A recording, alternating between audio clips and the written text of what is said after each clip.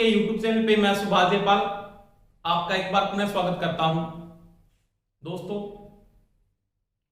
अपने जो election theory का क्रैश कोर्स स्टार्ट किया था, आज अपने उसकी नेक्स्ट क्लास स्टार्ट करेंगे। उससे पहले मैं एक बात बता देता हूं आपको। एक मैंने आपको सूचना दी थी, कल मैंने टेलीग्राम ग्रुप पे भी डाला था, और जिन बच्चों ने टेलीग्राम ग्रुप को ज्वाइन नहीं किया है तो सभी टेलीग्राम ग्रुप को ज्वाइन कर लें। टेक्निकल कोचिंग क्लासेस के नाम से टेलीग्राम ग्रुप है, उसको सभी जाकर टेलीग्राम पर ज्वाइन कर सकते हैं। वहां पे सभी को टेस्ट की सूचना, क्लास की सूचना, कौन सी भर्ती कब आ रही है उसकी सूचना, किसका रिजल्ट, जैसे यूपी मेट्रो का रिजल्ट घोषित हो चुका है कल, तो सभी सूचना आपको वहां पे मिलेगी। तो आप टेलीग्राम के ऊपर जाकर टेक्निकल कोचिंग क्लासेस का जो टेलीग्राम ग्रुप है उसको ज्वाइन कर ले। एक सूचना मैं आपको बता देता हूं दोस्तों, 20/7/2021 दिनांक 20/7/2021, टाइम जो होगा यानी समय होगा 12 PM टू 2 PM के बीच आपका टेस्ट निर्धारित किया गया है। क्या निर्धारित किया गया दोस्तों? टेस्ट है। तो सभी बच्चे टेस्ट को अटेंड करें, और मैं बता देता हूं टेस्ट का सिलेबस क्या है। जितने टॉपिक आपके हो गए हैं, लगभग मैंने 69 वीडियो डाल दी है यूट्यूब के ऊपर आपके, तो उन सभी वीडियो को आप देखें, क्लासेस भी किस भी आप क्रम से अटेंड करें। जो पीछे बच्चे चल रहे हैं क्लासों में वो सभी जल्दी से क्लासें अपनी कंप्लीट कर लें, और 20 तारीख को मैं इसका टेस्ट लूंगा। और कितने बच्चे टेस्ट को अटेंड करते हैं मैं देखता हूं, आपकी सोच कितनी है, आपकी रुचि कितनी है, वो आपके टेस्ट के बारे में पता लग जाएगा। आप पढ़ रहे हो या नहीं पढ़ रहे। समझ में आ गई दोस्तों मेरी बात। और एक सभी को मैं ये बता देता हूं, जो बच्चे टेस्ट को अटेंड कर रहे हैं वो अपनी ईमेल आईडी और नाम सही लिखें। जो बच्चे अपनी ईमेल आईडी और नाम सही नहीं लिखेंगे उनकी मैं जो आपकी स्कोर लिस्ट आएगी, या जो आपकी स्कोर लिस्ट है, स्कोर लिस्ट का मतलब जो आपकी टॉप में लिस्ट बनाऊंगा कि कितने किसके नंबर आए हैं, जिनके नाम और मेल आईडी सही दर्ज नहीं की जाएगी उनके नाम वहां से हटा दिए जाएंगे, यानी रैंक में आपका नाम नहीं दिया जाएगा। और दूसरी बात, जो बच्चे इस टाइम के बीच में टेस्ट को अटेंड करेंगे 12 PM से 2 PM के बीच, उनका ही लिस्ट में नाम होगा, अन्यथा उनका नाम नहीं होगा। ये नहीं कि सर 2 बजे के बाद हमने टेस्ट को अटेंड किया, हमारा नाम नहीं है, उसका रीजन मेरे पास नहीं होगा, क्योंकि आपको टाइम निकालकर 12 से 2 PM के बीच में आपको टेस्ट को अटेंड करना है। दूसरी बात, आप जैसे टेक्निकल कोचिंग क्लासेस का यूट्यूब चैनल खोलोगे तो वहां पर प्लेलिस्ट ऑप्शन आएगा, होम पेज प्लेलिस्ट, कम्युनिटी जो ऑप्शन आएगा, तो कम्युनिटी में मैं टेस्ट की लिंक डाल दूंगा। जैसे टेक्निकल कोचिंग क्लासेस का चैनल खोलो, खोलने के बाद ऊपर लिस्ट आएगी, उसमें आएगा कम्युनिटी ऑप्शन आएगा, कम्युनिटी में मैं टेस्ट की लिंक डाल दूंगा। तो वहां पे आप सभी लिंक को खोलकर अपनी सही मेल आईडी डालकर टेस्ट को अटेंड कर लें, और सभी बच्चे टेस्ट देवें। आपकी क्वालिटी का आपको पता लग जाएगा, आप किस स्तर के ऊपर कंपटीशन में वो भी आपको पता लग जाएगा। ठीक है दोस्तों, तो सभी तैयारी स्टार्ट कर लें। और सभी बच्चे ये भी बोल रहे कि सर वैकेंसी कब आएगी, तो वैकेंसी आ जाएगी, उससे पहले आप क्या वैकेंसी से पहले कंप्लीट कर चुके हो सिलेबस को? नहीं कर पा रहे, मेरे को पता नहीं पढ़ रहे आप, तो भाई पढ़ना शुरू कर दो पहले से। आपका जो कंपटीशन का लेवल है ना, उसमें 10% बच्चे ही पढ़ रहे हैं, 90% बच्चे नहीं पढ़ रहे। तो जो बच्चे एडवांस तैयारी कर रहे हैं वो ही जॉब लगेंगे, चाहे कोई भी है। एडवांस जो पढ़ रहे हैं वो ही जॉब लगेंगे, आप बहुत पिछड़ जाओगे उनसे। समझ में आ गई मेरी बात? तो सभी अपनी तैयारी को स्टार्ट कर ले, नियमित क्लासें अटेंड करें, टेस्ट को अटेंड करें, नोट्स बनाएं। आपके नोट्स आपके खुद के काम आएंगे, आप औरों के नोट्स से कामयाब नहीं हो सकते, क्योंकि एक सिंपल बात है, नोट्स का मतलब शॉर्टकट। जो चीजें घंटे में पढ़ रहे हो, पढ़ के आप तैयार कर रहे हो नोट्स में, उसका मतलब 15 मिनट में उस चीज को कंप्लीट कर दो शॉर्टकट के अंदर। ऐसे नोट्स तैयार करो आप। और अपने हाथ के खुद के नोट्स ही खुद के काम आएंगे, ये ध्यान रख लेना। औरों के नोट्स पढ़ के आप कभी जॉब नहीं लग सकते, ये चीज का भी ध्यान रख लेना। ठीक है दोस्तों, देखो अगर टॉपिक पे बात करते हैं, टॉपिक क्या चल रहा था उसके बारे में दोस्तों देखो बात करते हैं। अपना जो टॉपिक चल रहा था ना, वो चल रहा था डीसी जनितर। डीसी जनितर यानी डीसी जनरेटर के बारे में बात चल रही थी। इसके पार्ट्स आपने पढ़ लिए थे। आज का जो अपना टॉपिक रहेगा वो रहेगा डीसी जनितर का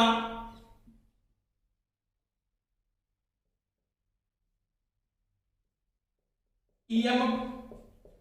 ईएमएफ का मतलब इलेक्ट्रोमोटिव फोर्स समीकरण।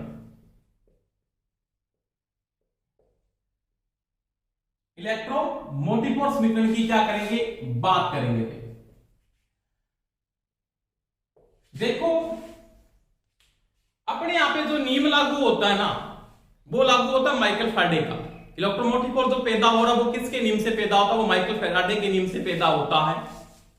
जिसमें दोस्तों आपने ये पढ़ा था E इक्वल टू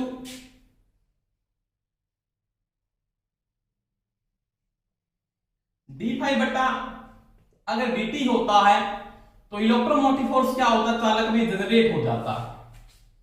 यानी कोई भी चालक का एक लूप है, जैसे मेरे पास सिंपल बात करता हूं कि मेरे पास कोई भी एक चालक है,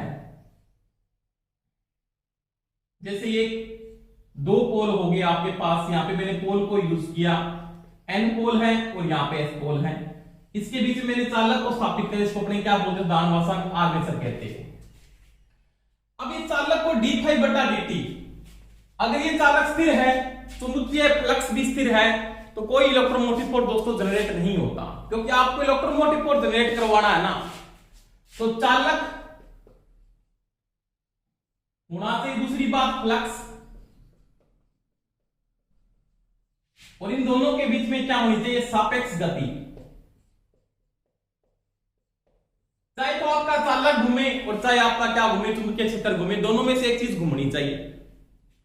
और डीसी जनरेटर में अपने को पता है चुंबकीय क्षेत्र नहीं घूमता, क्या घूमता है, चालक ही घूमता है। यहाँ पे जो फील्ड वाइंडिंग होती है उसका क्या काम होता है, मैंने आपको समझाया ना, पूरे पार्ट्स में बताया भी है कि डीसी जनरेटर की फील्ड वाइंडिंग का क्या कार्य है। फील्ड वाइंडिंग का ये क्या होता है, मैग्नेटिक फील्ड बनाना, चुंबकीय क्षेत्र स्थापित करना। और आर्मेचर का कार्य क्या है, उस चुंबकीय क्षेत्र का छेदन करके इलेक्ट्रोमोटिव फोर्स को जनरेट करना। समझ में आई दोस्तों मेरी बात। अब देखो अगर मैं इसके अंदर एक ही चालक को यहां पे यूज करता हूं कि मेरे पास मान लिया चालक का एक लूप है, एक ही चालक का मान लिया, जैसे मैंने ये समझाया आपको,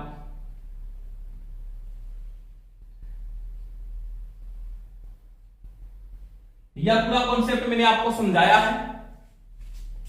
इसके साथ मैंने क्या जोड़ दी, स्लिप रिंग,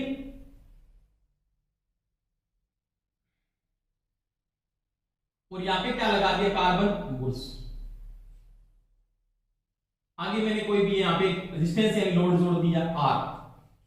धारा की दिशा क्या होगी वो मैंने पूरा डिटेल से आपको समझाया है।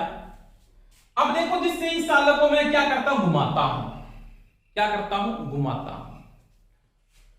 E इक्वल टू d∅ बटा dt, डिफरेंस ऑफ फ्लक्स बटा डिफरेंस ऑफ टाइम, यानी परिवर्तनशील फ्लक्स अगर परिवर्तनशील समय के साथ काटा जाता है, क्या बोलता है ये बात, परिवर्तनशील फ्लक्स, परिवर्तनशील फ्लक्स बटा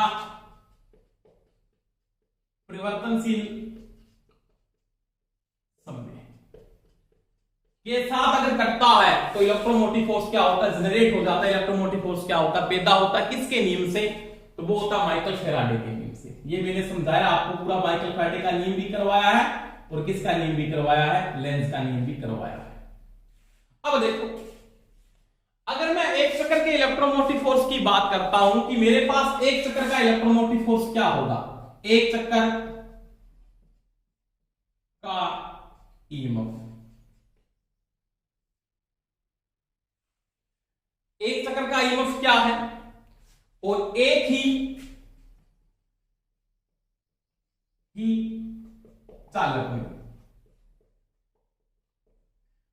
तो मेरे पास देखो E इक्वल टू d∅ बटा dt, एक चालक है उसमें E इक्वल टू d∅ बटा dt, डिफरेंस ऑफ फ्लक्स बटा डिफरेंस ऑफ टाइम कितनी बार हो रहा है, मैक्सिमम कितनी बार हो रहा है, एक चक्कर में कितनी बार हो रहा है, कि चालक का चक्कर आप लगा रहे हो, रोटेशन में इसको ला रहे हो, तो डिफरेंस ऑफ फ्लक्स बटा डिफरेंस ऑफ टाइम कितनी बार होगा। तो वही बात, जितने पोल होंगे उतनी कितनी बार होगा वो फ्लक्स बदलेगा। जितने पोल आपके पास, 4 पोल 4 बार बदलेगा, 2 पोल 2 बार बदलेगा। चालक आपके पास एक चालक है, ये चालक का क्या है, लूप बना हुआ है, इसमें 2 आपने एक्टिव साइड 2 रखी है, 2 इसमें क्या है, रिएक्टिव साइड है। तो चालक का जो ये लूप है वो मैक्सिमम फ्लक्स कितनी बार बदलता है। तो जितने पोल होंगे, अगर 2 पोल है तो 2 बार बदलेगा, 4 पोल है तो 4 बार बदलेगा, 8 पोल है तो 8 बार बदलेगा, 16 पोल है तो 16 बार बदलेगा। यानी पोलों की इसमें संख्या होगी, पोलों की संख्या जोड़ों में होगी। तो डिफरेंस ऑफ फ्लक्स कितनी बार होता है, तो वो होता है दोस्तों किसके बराबर, P∅। क्या होगा, P∅। जितने आपके पोल होंगे उतनी बार क्या होगा, फ्लक्स बदलता है एक चालक के अंदर। ये चालक का क्या है, लूप है, क्या है, लूप है। समझ में आई दोस्तों मेरी बात। तो इतने पोल होंगे उतनी बार फ्लक्स आपका क्या होता है, बदलता है। अब देखो dt समय क्या है, जैसे अपने पास समय गति है ना, गति डिफरेंस ऑफ टाइम, n किस में आता है, आरपीएम में आता है, आरपीएम राउंड पर मिनट, परंतु यहां पे समय किस में आएगा, सेकंड में लेना। क्या लेना, सेकंड।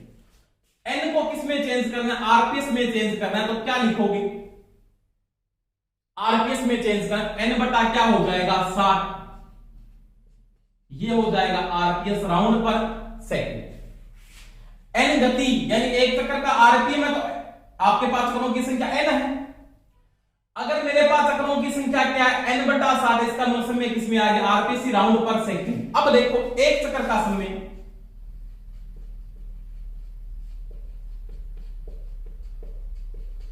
एक चक्कर का समय, अब ये तो राउंड है। अब देखो चक्कर, एक चक्कर का समय क्या है, तो आप लिख दो 60 बटा n, ये उल्टा हो जाएगा ना, समय निकालना अब आपको, तो यहां पे एक इसको उल्टा लिख दे, 60 बटा n।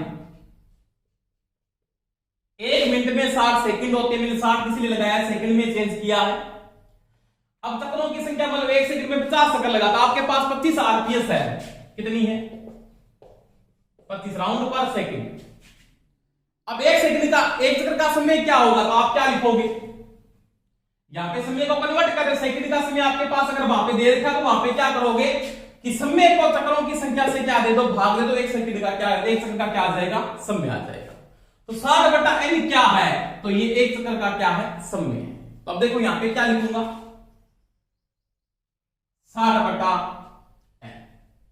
टाइम क्या, डिफरेंस ऑफ टाइम, तो वो 60 बटा n है। ये एक चक्कर का समय क्या होगा, P∅, यानी एक चक्कर का ईएमएफ है P∅ एक चालक के अंदर, और इसमें इलेक्ट्रोमोटिव फोर्स का मान है वो क्या, टाइम का जो मान है वो 60 बटा क्या है, n है। तो E इक्वल टू क्या लिखा जाएगा, P∅ n बटा में 60, P∅ n बटा में 60। समझ में आ गई दोस्तों मेरी बात। अब ये क्या है, आपके पास एक चक्कर का इलेक्ट्रोमोटिव फोर्स है। अगर क्वेश्चन में आपको ये पूछ लेता है कोई भी, एक चक्कर का इलेक्ट्रोमोटिव फोर्स कितना होगा, तो एक चक्कर का जो आपके पास इलेक्ट्रोमोटिव फोर्स है वो कितना है, तो वो क्या आपके पास P∅ n बटा 60 है, P∅ n बटा 60 है। समझ में आ गई मेरी बात। अब देखो दोस्तों चक्रों की संख्या भी यहां पे क्या होगी, बढ़ेगी, क्या होगी, चक्रों की संख्या भी यहां पे बढ़ेगी, चालकों की संख्या भी यहां पे बढ़ेगी, चालक किस क्रम में जुड़े हैं वो भी यहां पे क्या होगी, बढ़ेगी। देखो आराम से बात करता हूं मैं इसके बाद।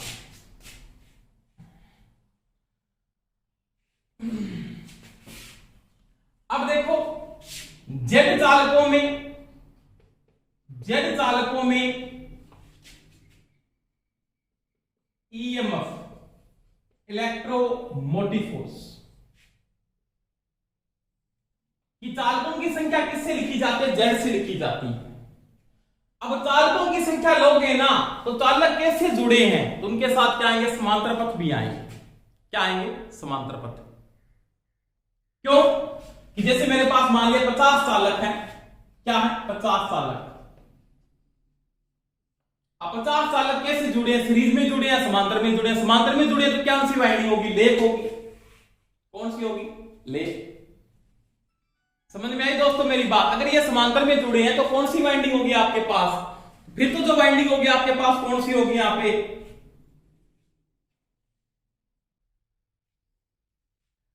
तो जेड चालकों में जो इलेक्ट्रोमोटिव फोर्स पैदा होगा उसकी बात कर रहे थे कि जेड चालकों में इलेक्ट्रोमोटिव फोर्स जो पैदा होगा वो किस पे निर्भर करेगा, वो करेगा समांतर पथों पर, समांतर पथों की संख्या, जिसको अपने किससे लिखते हैं, ए से लिखा जाता। तो कल बात की थी लेप वाइंडिंग और वेव वाइंडिंग में उसमें डिफरेंस पड़ता है। इन चालकों को किस क्रम में कैसे जोड़ा जाएगा वो डिपेंड करेगा। समझ में आई मेरी बात। देखो मेरे पास क्या है, अगर वो एक चालक में ये पैदा, जेड चालकों में क्या पैदा होगा, जेड चालकों में ये, तो क्या होगा इक्वल टू में क्या लिखूंगा आपके पास फाई जेड एन पी, यानी आपके पास पहले क्या था फाई पी फाई एन था ना, पी फाई एन इंटू में क्या लिखोगे जेड, बटा में क्या था 60, इंटू में क्या लिखोगे आप ए। यानी समांतर पथों के साथ विलोमानुपाती होगा, समांतर पथों की संख्या बढ़ती है। किसमें बढ़ती है, अगर आपको कहता है ए का मान किसमें बढ़ता है तो वो बढ़ता है लेप वाइंडिंग में, ए का मान कम किसमें होता है तो वो होता है वेव वाइंडिंग में। किसमें होता है, वेव वाइंडिंग में। ये मैंने कल समझाया था आपको, क्योंकि वेव वाइंडिंग में सभी जो चालक होंगे वो किस क्रम में जुड़ेंगे, श्रेणी क्रम में, और इस क्रम में किसमें जुड़ते हैं, समांतर क्रम के। इंटू में क्या लग जाएगा यहां पे ए, तो ये जो अपने नॉर्मल पढ़ते हो इक्वल टू लिखा जाता है फाई जेड एन पी बटा में 60 ए। तो ये होता है इलेक्ट्रोमोटिव फोर्स मेकर, जिसको किस में आता है, वो आता है वोल्ट में। तो ये तो है माइकल फेराडे के नियम से। किसके नियम से है, माइकल फेराडे।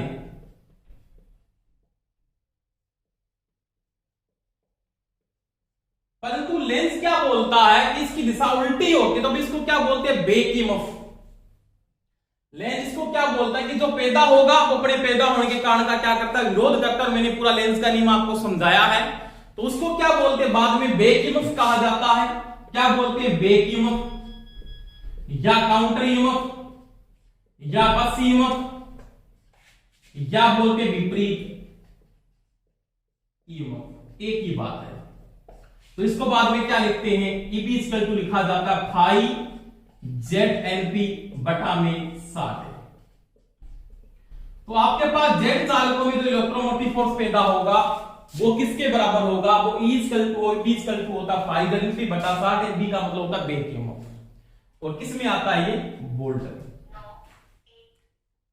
किस में आता है, वोल्ट के अंदर। यानी तो पैदा होने वाला ईपी या बैक ईएमएफ है वो किस में आएगा, वोल्ट में आएगा। और ये किसका नियम है, इसको बोलते हैं बाद में लेंस का नियम। क्या बोलते हैं, लेंस का नियम। तो ये दोस्तों मैंने इलेक्ट्रोमोटिव फोर्स मेकर की बात की। अगर आपको कोई एक चक्कर का ईएमएफ पूछे उसके बराबर आप पी फाई एन बटा में 60 लिख सकते हो, या फाई एन पी बटा 60 लिख सकते हो। एक चक्कर का ईएमएफ इसके बराबर है। और आपके पास जेड चालकों में जो ईएमएफ जनरेट होगा, चालकों की संख्या बढ़ेगी।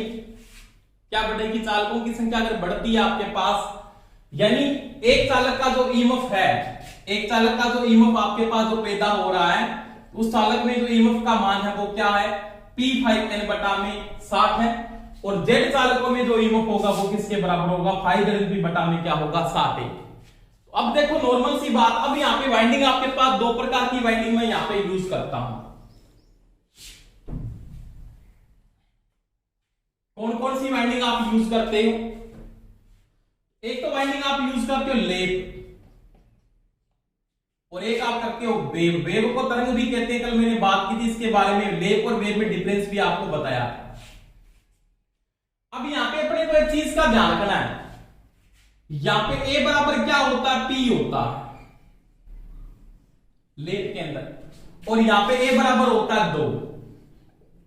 इनटू में क्या होता है, प्लेक्स होता है। ये मैंने कल समझा दिया था आपको। तो देखो अगर ये सिंपलेक्स की नॉर्मल वाइंडिंग होती है ना, तो मैं यहां पे ये भी लिख सकता हूं, यानी बी इक्वल टू मैंने यहां पे क्या लिखा है, तो वो होता फाई जेड एनपी बटा 60 ए। यहां पे क्या होता है, बी इक्वल टू वो ये फाई ZNP बटा में 60। अब देखो अगर इसको मैं a बराबर p है तो a से p कट सकता है, जिसका मतलब b बराबर यहां पे ये भी लिखा जा सकता है क्या, फाई ZN बटा में 60। तो ये ऑप्शन में वो आपको दे सकता है, ध्यान रखना लेग वाइंडिंग बोल दे और उसका ईबी समीकरण किसके बराबर है, ऑप्शन वो आपको ये नहीं देता तो ऑप्शन में ये ऑप्शन क्या होगा दोस्तों, राइट हो सकता है। ये चीज का ध्यान रख लेना। समझ में आई दोस्तों मेरी बात। यानी अगर अपने को ये ऑप्शन वहां पे नहीं दिया हुआ, a बराबर p होने से a p से क्या हो जाएगा, क्रॉस हो जाएगा, तो क्या होगा, फाई ZN बटा में क्या आ जाएगा, 60 आ जाएगा। और यहां पे क्या हो सकता है, तो यहां पे ये हो सकता है फाई ZNP बटा a बराबर क्या होंगे, यहां पे 2 होंगे, 2 से गुणा करेंगे तो 120 इंटू में क्या हो जाएगा, 120 ही होगा। a को आपने हटा दिया, की संख्या यहां पे कितनी है, a का मान है वो कितना आपके पास, a की जो वैल्यू आपके पास है वो कितनी है, यहां पे 2 है, कितनी है 2। तो देखो अगर वो यहां पे कहता है कि वेव की वाइंडिंग है तो ये ये ऑप्शन भी आपको दे सकता है, वो फाई ZNP बटा में क्या लिख सकता है, 120। अगर ऑप्शन वो आपको यहां पे ये ऑप्शन नहीं दिया तो उस समय ये ऑप्शन भी क्या होगा, राइट होगा। ये चीज का दोस्तों ध्यान रख लेना। तो इसके मैंने ईएमएफ समीकरण की बात की कि फाई ZNP बटा में क्या होता है, 60 होता है। इसके बारे में आगे प्रश्न भी करेंगे, क्योंकि आपको यहाँ पे फ्लक्स का मान दे सकता है, चालकों की संख्या दे सकता है, गति दे सकता है। एक चालक का जो ईएमएफ है वो मैंने बता दी है। आपके पास अगर एक चालक का जो ईएमएफ पूछेगा ना, एक चालक का जो ईएमएफ है वो तो किसके बराबर है, डीसी के, तो वो किसके बराबर है, फाई NP बटा में 60 के बराबर होता है। अगर चालकों की संख्या बढ़ती है तो मैंने यहाँ पे आपको समझा दिया, चालकों की संख्या 2 से ज्यादा होगी, 4 होगी, 10 हजार कितने हुए होंगे, तो वहां पे फाई ZNP बटा में 60 a के बराबर होगा। अगर वो अपने को वाद्य कर देता है कि लेप की वाइंडिंग में इलेक्ट्रोमोटिव फोर्स समीकरण में किसके बराबर होगा, तो अपने को ऑप्शन अगर वो यहाँ पे ये नहीं देगा, उस समय ऑप्शन को लेप की वाइंडिंग दे देता तो ऑप्शन आपको वो ये देगा, और कि वेव की वाइंडिंग में ऑप्शन वो आपको ये भी दे सकता है। अगर वो वाद्य कर देता है, अपने को बोलता है लेप की वाइंडिंग, तो अपने को मानना पड़ेगा फिर लेप वाइंडिंग है। तो लेप वाइंडिंग में a बराबर p है तो a p से कैंसिल हो जाएगा, तो आपके पास e b इक्वल टू क्या बचेगा, तो वो बचेगा फाई ZN बटा में क्या होगा, 60 होगा। अब देखो अगर वो कहता है वेव की वाइंडिंग है तो वेव में a बराबर 2 होता है, तो 2 को अगर 60 से गुणा करो तो 120, तो फाई ZNP बटा में क्या होगा, 120। ये ऑप्शन भी आपको वो दे सकता है। ये चीज का ध्यान रखना है। अब देखो अब क्वेश्चन ये भी बहुत बार आता है, क्या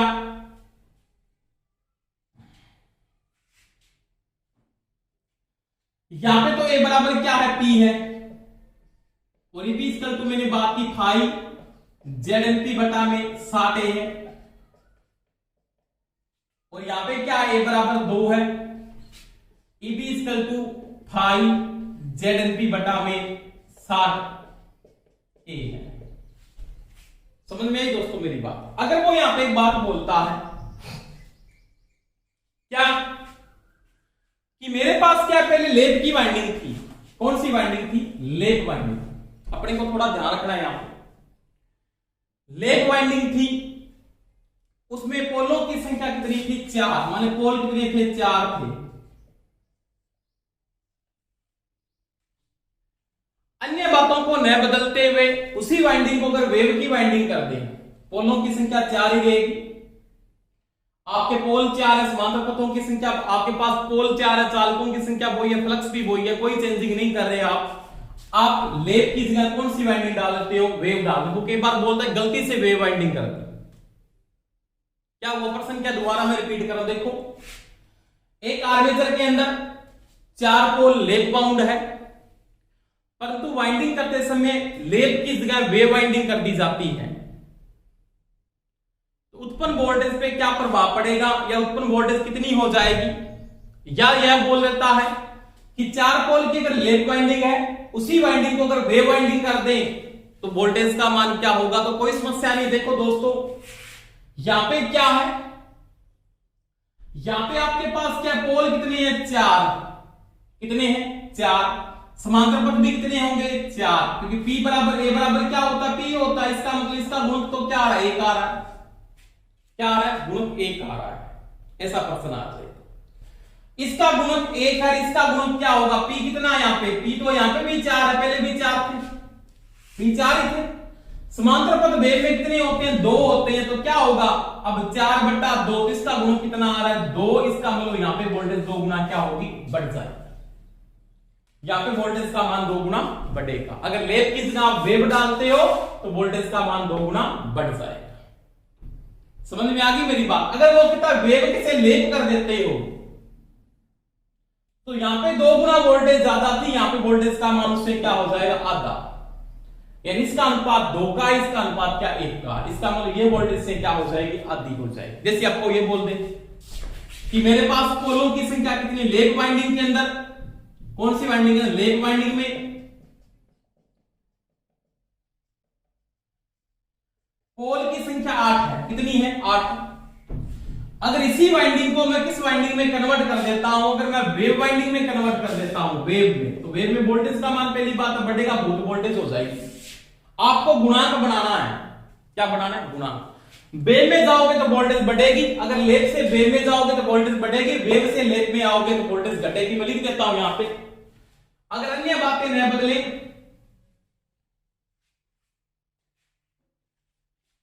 अन्य मान न बदले, वह आर्मेचर वाइंडिंग बदल दें,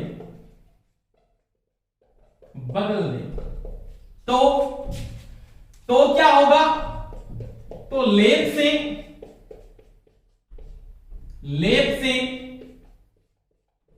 वेव करने पर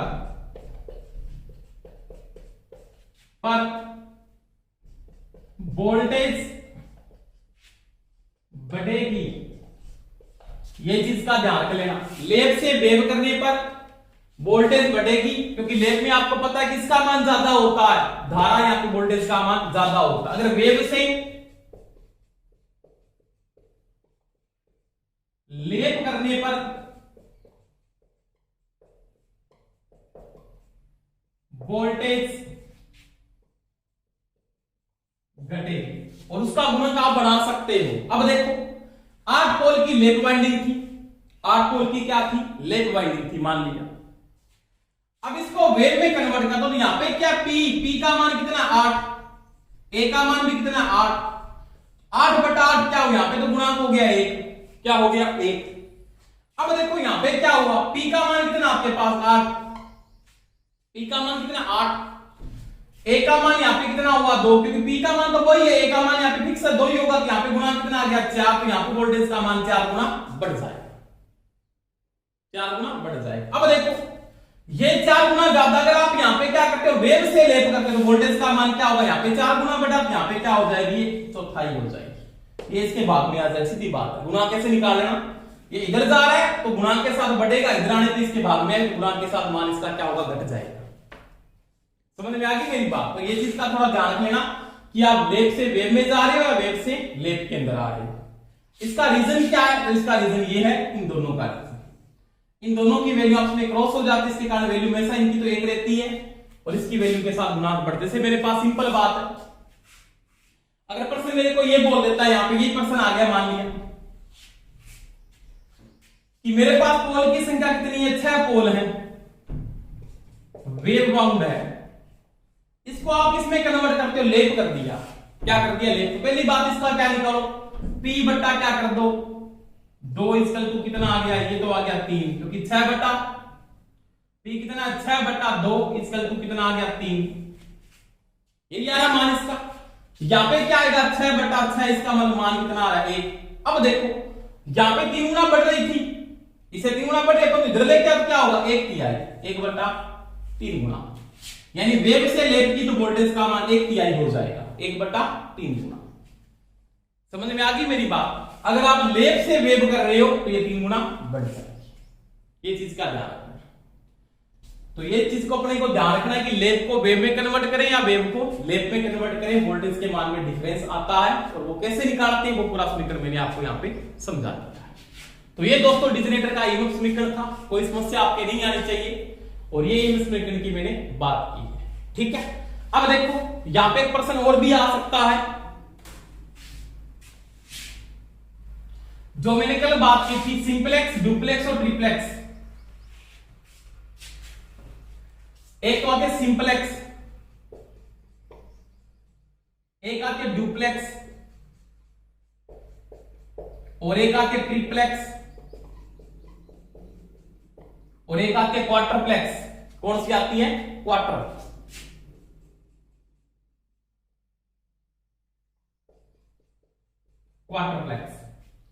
तो सिंपलेक्स के लिए क्या एक है, डुप्लेक्स के लिए 2 और ट्रिप्लेक्स के लिए 3 और क्वार्टरप्लेक्स के लिए क्या होता है? 4 होता है। और मैंने ये समझा दिया सिंपलेक्स, डुप्लेक्स और क्वार्टरप्लेक्स के बारे में। कल आपको लेप और वेव में डिफरेंस बताया था, वहां पे मैंने बता दिया था, क्योंकि प्लेक्स के साथ गुणा करना पड़ता समांतर पथों की संख्या। वैसे ये टॉपिक मैं पूरा समझाऊंगा, जब वाइंडिंग टॉपिक करेंगे लेप और वेव वाइंडिंग का, तो पूरा आपके कॉन्सेप्ट समझ में आ जाएगा, कोई समस्या आपके नहीं होगी। तो ये दोस्तों मैंने किसकी बात की थी कि डीसी जनरेटर का जो इमोक समीकरण है उसकी आपने क्या की बात की, उसमें कोई आपकी समस्या नहीं आनी चाहिए। समझ में आई दोस्तों मेरी बात? अब देखो इसके बाद अगर मैं बात करूं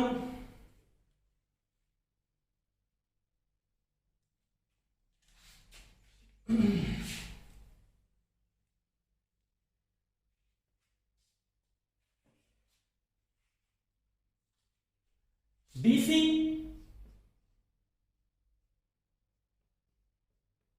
जनितर के आर्मेचर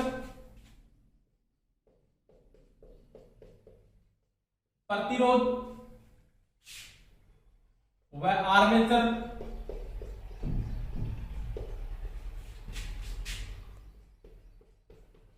वोल्टेज ड्रॉप। देखो दोस्तों आर्मेचर में क्या वाइंडिंग है और आर्मेचर में वाइंडिंग होने के कारण वो क्या होगा, आर्मेचर वाइंडिंग का प्रतिरोध भी होगा, रेजिस्टेंस का मान पाया जाता है। क्योंकि मेरे पास सुपर कंडक्टर नहीं है कि मैं उससे वाइंडिंग डाल दूं, सुपर कंडक्टर का रेजिस्टेंस क्या होता है? 0 होता है। तो जो वाइंडिंग मैंने आर्मेचर में यहां पे डाल रखी है उस आर्मेचर वाइंडिंग का क्या है? रेजिस्टेंस है, यानी प्रतिरोध है। उस प्रतिरोध के कारण ये क्या करेगा? वी ड्रॉप करेगा। सबसे पहले मैं अगर बात करूं आर्मेचर का जो वी ड्रॉप होता है ना, आर्मेचर वेस्टर्न यानी वाइंडिंग का वी ड्रॉप, वोल्टेज ड्रॉप, तो ये किसके बराबर होता है? तो वो होता है दोस्तों आईए इनटू में आर ए, आर्मेचर की धारा और आर्मेचर का रेजिस्टेंस। इसको अपने ये भी लिख सकते हो ना, वी ए इक्वल टू ये लिखा जा सकता है आईए इंटू आर ए। और कल मैंने एक बात बतानी भूल गया था, कार्बन प्रति कार्बन का बुर्स है ना, कार्बन बुर्स की वी ड्रॉप प्रति बुर्स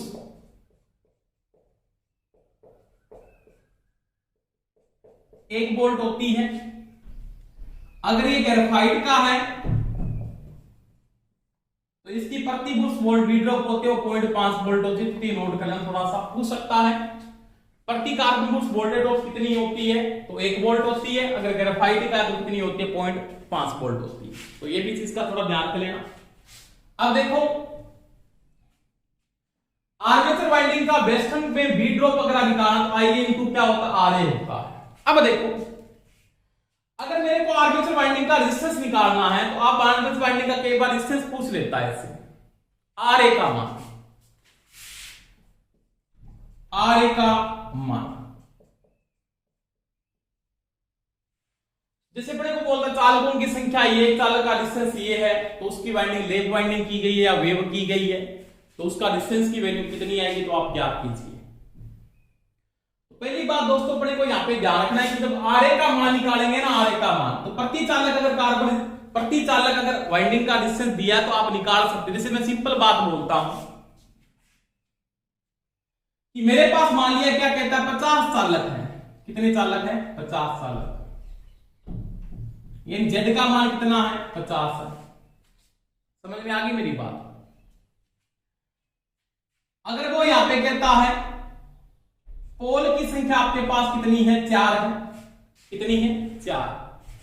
और क्या कहता है लेग बाउंड है, क्या है लेग बाउंड। इसका मतलब समांतर पथों की संख्या भी कितनी होगी 4 ही होगी, क्योंकि लेग बाइंडिंग में क्या होता है A बराबर T होता है। अब आपको एक चीज का ध्यान रखना है कि समांतर पथों की अगर संख्या 4 है, इसका मतलब आपके पास समांतर पथ 4 बनेंगे इससे, 1 2 3 और ये 4, ऐसे 4 समांतर पथ बनेंगे। अब एक पथ में कितने चालक आएंगे, एक पथ में कितने चालक आए, जैसे आपके पास यहां पे मैं 2 पोल करता हूं, 2 के साथ वैल्यू इसकी सही आ रही है, आपके पास चालकों की संख्या मान लिया आपके पास कितनी है 100 है, कितनी है 100। अब 100 चालक है तो एक पथ में कितने चालक आएंगे, तो आप क्या लिखोगे प्रतिपथ चालक, प्रतिपथ चालक, जिसको आप लिख सकते हो ZP, प्रतिपथ चालक। तो ZP का जो मान आएगा वो क्या आएगा Z बटा A, Z बटा A। अब आपके पास प्रतिपथ चालक है वो Z बटा क्या होंगे A होंगे, क्या होंगे Z बटा A। समझ में आई दोस्तों मेरी बात। प्रतिपथ जो चालकों में जो चालक है वो Z बटा P है, इसका मतलब एक पथ में चालकों की संख्या यहाँ पे 25 चालक होंगे, इस वाइंडिंग में 25 चालक है, यहाँ पे 25 की कोइल है, यहाँ पे 25 की कोइल है, यहाँ पे 25 की कोइल है, ये चीज का ध्यान रखना। यानी प्रतिपथ जो रेजिस्टेंस की संख्या होगी, चालकों की संख्या होगी 25-25 होगी, क्योंकि आपको पता है प्रतिपथ यानी कुल 100 है, पथ आपके पास 4 है, चालकों की संख्या समांतर पथों की संख्या कितनी है 4 है, एक पथ में कितने चालक आएंगे तो वो 25 आएंगे। अगर ये 200 होते कितने आते, एक में 50 आते, कितने आते दोस्तों 50 आते। अब देखो मेरे को यहां पे अगर क्या कहता है कि मेरे पास एक चालक का रेजिस्टेंस, एक चालक का प्रतिरोध मान लिया 0.1 ओम है, तो यहां पे इन आर्मेचर का रेजिस्टेंस कितना होगा, यानी RA का मान क्या होगा ज्ञात कीजिए, RA का मान क्या होगा ज्ञात कीजिए। पहली बात आप यहां पे या तो एक का निकाल लो, एक शाखा का रेजिस्टेंस निकाल सकते हो, एक शाखा का रेजिस्टेंस निकाल सकते हो। तो यहां पे एक शाखा का जो रेजिस्टेंस होगा वो Z बटा A, समझ में आ गई मेरी बात। Z इंटू A इंटू में क्या है, यहां पे 25 आए, 25 किस क्रम में जुड़ गए, श्रेणी क्रम में जुड़ गए ना 25 चालक, इस श्रेणी क्रम में जुड़े 25, तो 25 को क्या कर दो इंटू में क्या लगा दो, प्रति चालक रेजिस्टेंस का मान आपके पास है 0.1, या इसको आप ऐसे भी लिख सकते हैं R का मान आपके पास, R बराबर क्या होता है ρL बटा A होता है, एक चालक R बराबर ρL बटा A, पता अपनी नॉर्मल बात, R बराबर क्या ρL बटा A, एक चालक का डिस्टेंस आपको दिया है, चालकों की संख्या बढ़ रही है, किस क्रम में जुड़ रहे हैं श्रेणी क्रम में, तो डिस्टेंस का मान बढ़ेगा, तो RA का जो मान होगा ना, या मैं एक लिख सकता हूं एक पथ का प्रतिपथ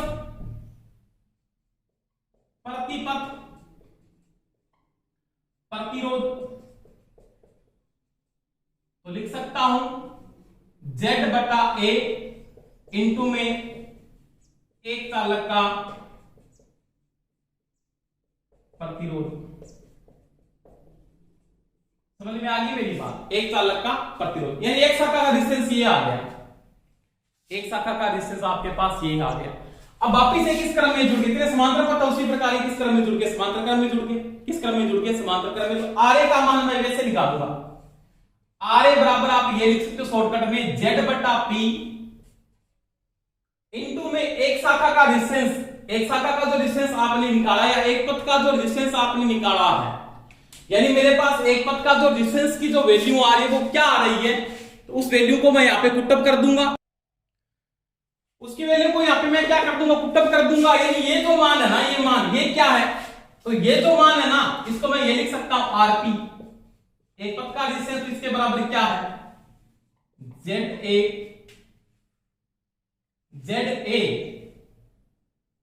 इंटू में क्या है एक चालक का रेजिस्टेंस, एक चालक का प्रतिरोध।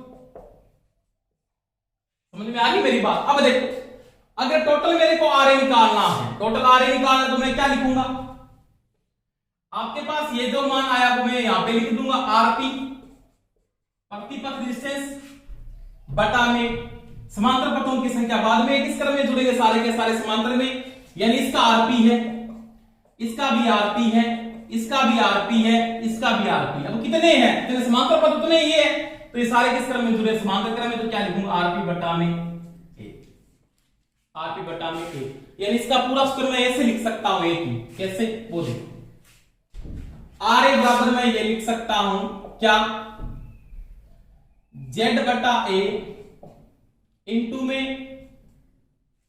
जेड बटा ए, जेड बटा ए के साथ क्या आएगा आपके पास चालकों की संख्या, यानी आपके पास जेड बटा ए क्या है, इंटू में क्या, एक चालक का डिस्टेंस हो गया ना, एक चालक का प्रतिरोध हो गया, और एक चालक का प्रतिरोध पथों की संख्या, यानी यहां पे क्या लिखा मैंने आरपी बटा में क्या लिखा ए लिखा, आरपी बटा में ए, तो ये आरए के क्या होगा बराबर होगा, यानी जेड ए बटा में प्रति पथ जो डिस्टेंस आ रहा है आरपी बटा में क्या होगा ए होगा, इंटू में क्या होगा एक चालक का प्रतिरोध, उसको मैं इसके बराबर लिख सकता हूं, कोई समस्या नहीं होगी।